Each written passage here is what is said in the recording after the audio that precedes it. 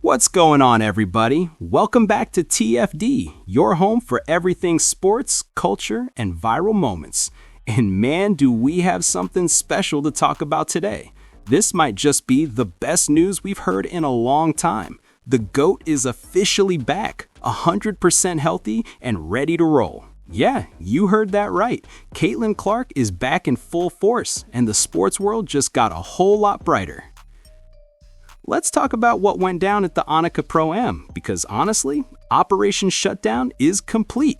Caitlin Clark didn't just show up, she shut it down. Thousands of fans lined up before sunrise, like it was an Iowa game all over again.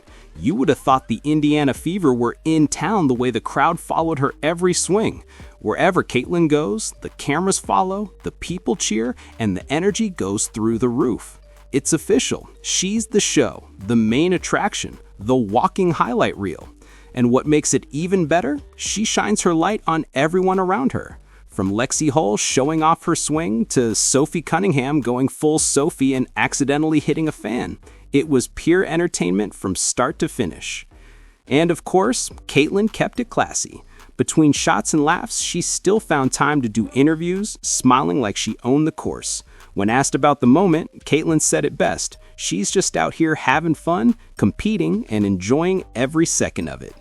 The GOAT is back, y'all, and if this weekend is any sign of what's coming next, the sports world better get ready because Caitlin Clark's season is officially back on. So let's talk about your golf and your golf journey. Where did it start and how is it progressing? Yeah, I actually grew up playing a little bit. I remember for one of my birthdays, I got this cute little set of pink golf clubs. They obviously weren't very nice or anything. And then kind of stopped playing. And then during COVID, I picked it back up in college. I had quite a few guy managers that played and some of my teammates. So we would make it competitive. None of us were really that good, but it was really fun for us to play with each other in the summers or whenever we had some free time. I know it's been a tough year in terms of injury for you. Does that mean you've played a little bit more golf this year? Unfortunately, it means I've played less, just because I haven't been able to get out there with some of the injuries that I was dealing with. But now feeling back to 100%. So I've been trying to take advantage of the fall weather in Indianapolis before, it gets too cold. And obviously being down here in Florida, the weather makes it pretty easy to play some golf. But getting in as much as I can, obviously I stay pretty busy, so I don't get to play as much as I would like. But when I do, it's always really fun. You just played 9 holes with Nelly, as we've seen. What does it mean for women's sports, for two of the biggest stars to come together in this sort of environment? How important is that?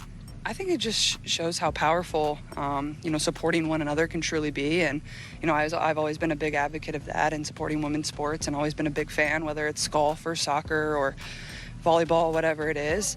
So it's really fun to just see her do her craft up close and how good she is, and getting to play with her last year, and I played a few other rounds with her, so she just makes the game of golf look really easy. So you're almost like, how? But she's great, and I'm rooting for her to win this week.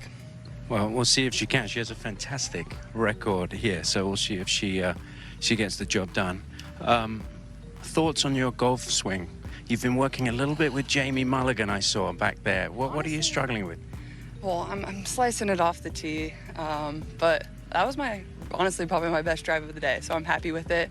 Just need to slow down. I swing so fast and so hard. That's my problem. I always want to kill the ball, but honestly, I've hit some good iron shots and had some good putts. I need a long putt to go in so the crowd can go crazy. I think they're waiting for that. I agree. We need to get some energy in this crowd. No pressure. I'll try to deliver. I'll do my best. Let's see you knock it in here close and make the putt. Let's make a birdie. Plan. Thank you. That's right. The GOAT is officially back and ready to dominate again.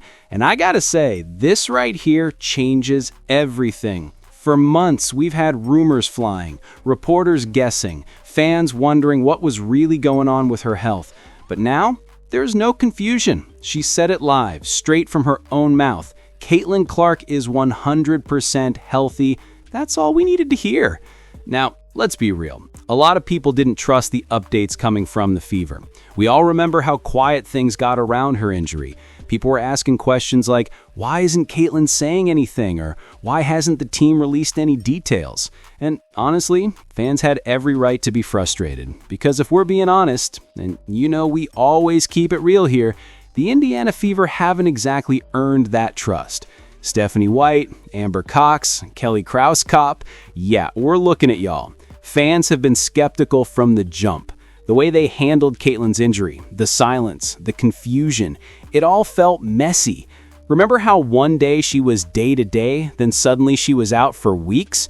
We were getting conflicting reports from Scott Agnes, Chloe Peterson, and other insiders. And honestly, it started to look shady. I'm not saying those reporters weren't doing their jobs, salute to them for keeping the info flowing, but the organization's transparency, a straight-up red flag.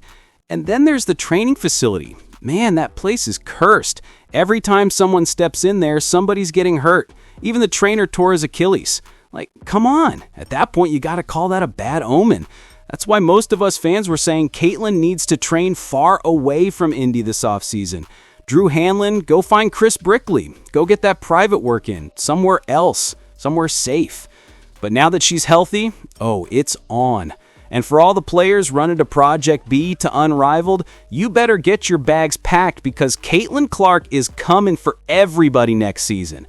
And if there is a WNBA 2026 season after this whole CBA mess, it's over for the rest of the league. She's coming with a vengeance. Mark my words, MVP is already hers. Write it down, put it in ink. A'ja Wilson, you had a great run, no disrespect, but that reign is over. You were lucky she was out this year, because next year, it's going to be a Caitlin Clark masterclass every single night. I guarantee you she's got a list of names she's ready to cook. But look, even with this great news, I'm still worried. And here's why. The CBA negotiations going on right now, they're a mess. The people leading the WNBAP don't seem fully locked in. Some are chasing deals with Project B, others are focusing on launching Unrivaled. That's a massive conflict of interest. It feels like everybody's got their own personal agenda instead of thinking about what's best for the league. And if that chaos spills into next season, it could mess up Caitlyn's chance to truly take over. And speaking of chaos, let's talk about the Fever again. Because even though Caitlyn's back, my trust in that front office is still low. Stephanie White keeps going on camera talking about building the team around Kelsey Mitchell. Now, don't get me wrong, Kelsey can hoop, but that's not the direction you go when you've got a generational superstar like Caitlin Clark. That's her team now. She's the franchise. She's the reason the Fever even have national attention. But instead, they went and brought in players like Natasha Howard and DeWanna Bonner, promising them roles that made no sense. Natasha literally stood at her opening press conference talking about wanting to win MVP.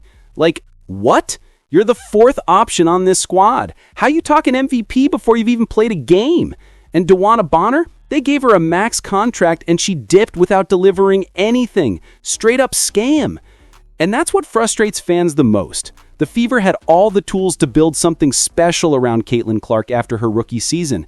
The momentum, the fan base, the revenue, everything. But the decision-making feels like a disaster waiting to happen. It's like they keep trying to build two different teams at once. One around Kelsey Mitchell and another that's supposed to feature Caitlin. That's not how you win championships. Look, I'll say this. When Caitlin Clark is on the floor, it's must-see TV. We saw glimpses after the Olympic break. Her and Kelsey actually coexisted beautifully, and the Fever started to look dangerous. That's the version of this team we need to see full-time. But it starts with the organization getting out of its own way and realizing who the real star is. So yes, celebrate this moment. Caitlin Clark is officially back, 100% healthy, ready to remind everybody why she's the face of women's basketball. But also, stay alert, because the same people who mishandled her injury, who built confusing rosters, who fed fans mixed messages, they're still there. Let's hope they don't fumble this golden opportunity, because Caitlin Clark is ready to do damage. She's ready to dominate. And if the WNBA and the Indiana Fever don't get it right, it won't just be a missed chance, it'll be one of the biggest mistakes in women's sports history. But for now, let's enjoy it. The GOAT is back, the energy is back, the Caitlin Clark era is back in full swing. Drop your thoughts in the comments below. Can the Fever be trusted to build the right squad around Caitlin, or are we in for another roller coaster season? Let's talk about it.